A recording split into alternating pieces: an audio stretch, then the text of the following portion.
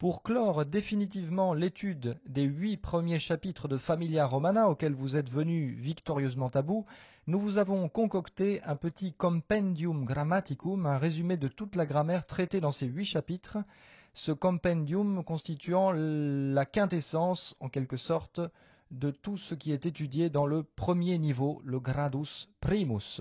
C'est parti. Casus. Septem sunt casus in lingua latina. Ne vous étonnez pas si j'emploie casus, et si je dis casus, c'est pas casi, c'est une déclinaison qu'on n'a pas encore vue. Donc il y a 7 cas en latin, 6 principaux et un beaucoup plus rare qui ne s'emploie qu'avec les villes. 6 cas qu'il faut apprendre dans un ordre canonique, nominatif, vocatif, accusatif, génitif, datif, ablatif, avec ce moyen mnémotechnique NVAC, GD able. Je répète, NVAC, GD able. Avec ça, vous aurez l'ordre canonique des cas en latin. Le nominativus, bien sûr, c'est pour le sujet, pour exprimer le sujet et tout ce qui se rapporte au sujet comme l'attribut du sujet. Le vocatif, c'est une apostrophe, c'est pour apostropher quelqu'un, pour appeler quelqu'un, vocare en latin, appeler. Et le vocatif est toujours identique au nominatif, il a toujours la même forme, sauf pour les masculins en us qui vont faire, bien entendu, servus, salve, serve, bonjour, esclave, serve. L'accusatif, c'est ce qu'on appelle en grammaire française le complément d'objet direct, c'est-à-dire celui qui subit l'action. Marcus puellam pulsat. Puellam, pourquoi est-ce un accusatif? Parce que Marc est le sujet, c'est celui qui frappe, et puellam, c'est la personne qui est frappée. Donc celle qui subit l'action, accusatif. Mais l'accusatif peut aussi exprimer avec les villes le lieu où l'on va, sans préposition. Cornelius Romam it. Il va à Rome, on ne met même pas de préposition, c'est le lieu où l'on va, vers où on se dirige. Ensuite, le genetivus, le complément du nom qui exprime le possesseur, annulus Lydiae, la bague de Lydia. Le dativus exprime le complément d'objet indirect, c'est-à-dire celui pour qui une action est faite, celui dans l'intérêt de qui une action est faite, la chose que l'on donne à quelqu'un, etc., etc. Il y a plein d'exemples. Par exemple, Lydia annulum ostendit, Medo, elle montre sa bague, à Médus, c'est dans son intérêt à lui en quelque sorte. Elle montre la bague pour lui, à lui. On pourrait dire aussi Lydia respondet Medo. Elle répond à Médus. Elle donne une réponse à Médus, etc., etc. Il y a plein de situations possibles avec le datif. L'ablatif, il y a l'ablativus instrumentalis, l'ablatif instrumental, qui répond à la question quomodo. On a déjà vu beaucoup cela. Par exemple, illae digitos annulis ornant, celles-ci ornent leurs doigts au moyen de bagues, avec des bagues. Ça peut aussi exprimer, seulement avec des villes, le lieu d'où l'on part. Iulius Tusculo discedit, il quitte Tusculum, l'ablatif, c'est aussi le lieu d'où l'on part avec les villes, donc sans aucune préposition. Autrement, il faudrait mettre ab ou bien ex, mais pas avec les villes. Et il y a ce dernier cas beaucoup plus rare, pour exprimer avec les villes, encore une fois, le lieu où l'on est. Quis Tusculi est, qui est à Tusculum, ça ressemble à un génitif, c'est pas un génitif, c'est un locatif, et quis Romae est, qui est à Rome. Declinationes.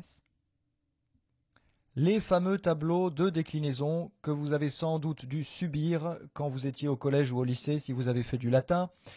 D'habitude, disons avec les méthodes habituelles, traditionnelles et très grammaticales, on commence à apprendre le latin par les tableaux sans même comprendre à quoi servent les cas. Ça n'est pas la meilleure méthode, vous l'aurez constaté en pratiquant Familia Romana. Il vaut mieux d'abord apprendre à se servir des cas et ensuite apprendre un tableau pour synthétiser, pour être sûr de bien les connaître, de n'en oublier aucun. C'est à ça que doit servir le tableau. Donc voici le tableau de ce qu'on appelle la première déclinaison, qui comprend essentiellement des mots féminins comme rosa.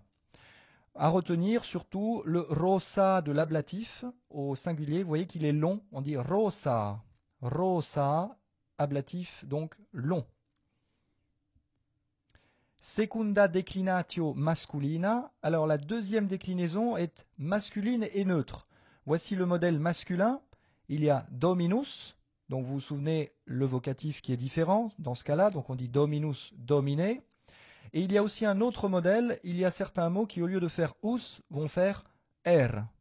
Par exemple, ou vont finir par un r. Par exemple, liber, puer, et on a vu aussi vir. Mais ça, ce sera seulement pour le nominatif et le vocatif. Ensuite, ils vont se décliner comme dominus. Donc ça, c'est la deuxième déclinaison des mots masculins. Et voici les mots neutres de la deuxième déclinaison. On a choisi le mot templum, qui bien entendu veut dire le temple. Et vous voyez que les trois premiers cas, ça c'est une règle générale que vous pouvez retenir pour toutes les déclinaisons. Au neutre, les trois premiers cas, nominatif, vocatif et accusatif, que ce soit au singulier ou au pluriel, seront toujours identiques. Si vous connaissez le nominatif au neutre, au singulier ou au pluriel, vous connaissez aussi le vocatif et l'accusatif, ils sont toujours identiques. Et voici la première classe des adjectifs. La première classe parce qu'il en existe une seconde qui se déclinera différemment. Et c'est très simple, il n'y a pas de tableau à apprendre puisque magnus, magna, magnum, declinatur ut se décline comme dominus, rosa et templum. Et pulcher, pulcra, pulcrum, il y a aussi une autre catégorie. Et bien là, au lieu de décliner le premier comme dominus, on va le décliner comme liber, c'est un jeu d'enfant. Pronomina. Les pronoms, tous ces petits mots très utiles en latin qui servent à remplacer un nom qui existe déjà, ils peuvent aussi souvent s'employer comme adjectifs, on l'a vu. Il y a bien sûr is et a id, on l'appelle le pronom personnel ou le pronom de rappel parce qu'il sert à rappeler un autre mot. Souvent on le traduit même comme un démonstratif d'ailleurs. Donc il n'y a pas grand chose à retenir, vous le connaissez bien normalement, simplement vous voyez qu'au génitif et au datif il fait eius et ei au singulier. Voici le pluriel à connaître, mais normalement vous le connaissez déjà très bien.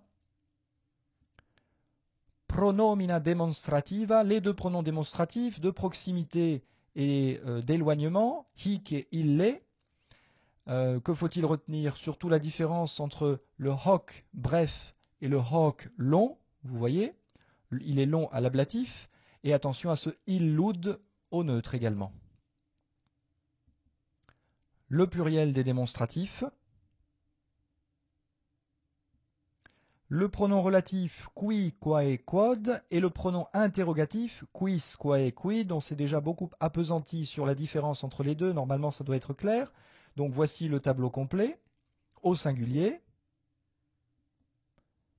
au pluriel, attention au quibus, du datif et ablatif pluriel. Nous passons vite parce que vous trouverez de toute façon tous ces tableaux à la fin du manuel.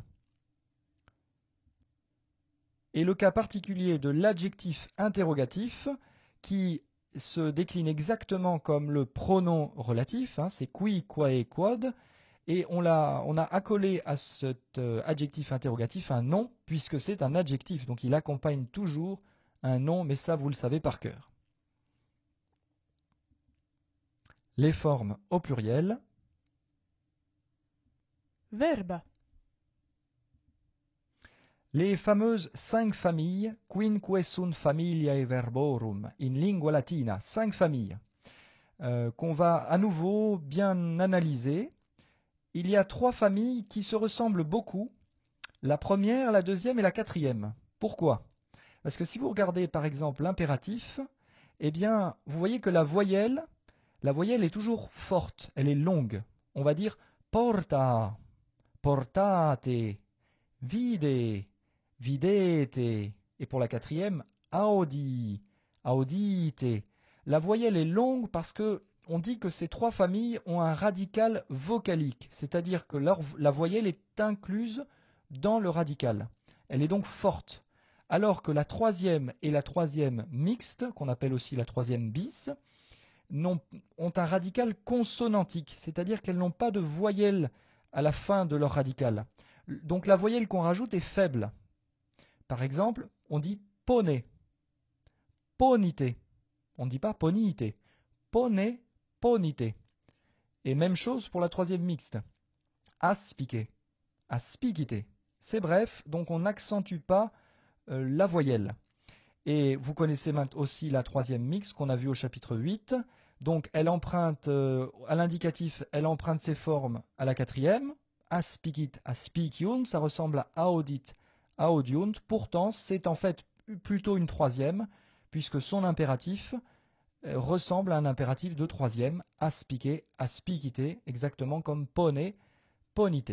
C'est vraiment important d'être capable d'identifier le groupe auquel appartient un verbe, sinon on ne peut pas le conjuguer à tous les temps et à tous les modes. Vocabula. En ce qui concerne les mots de vocabulaire, eh bien, ça n'est pas compliqué. Il suffit de regarder à la fin de chaque chapitre la liste et vous assurer que vous les connaissez bien. Vérifiez surtout que vous connaissez bien les prépositions, notamment. Il y en a beaucoup au chapitre 6, que vous les connaissez avec le cas qui les accompagne. Hein. Par exemple, kirkum, autour d'eux, c'est plus quoi? Accusatif. Voilà. Donc, kirkum, cum accusativo. Kirkum muros, autour des murs, etc., etc. Si vous connaissez une préposition sans son cas, ça ne sert à rien, vous ne pouvez pas l'utiliser. Voilà, donc ça c'est vraiment très important. Voilà, si vous vous êtes bien ennuyé en écoutant cette vidéo pourtant assez courte, c'est très bon signe, ça veut dire que vous savez tout et que vous êtes prêt à affronter sans crainte le deuxième niveau qui commencera au chapitre 9. Valete omnes. Valete.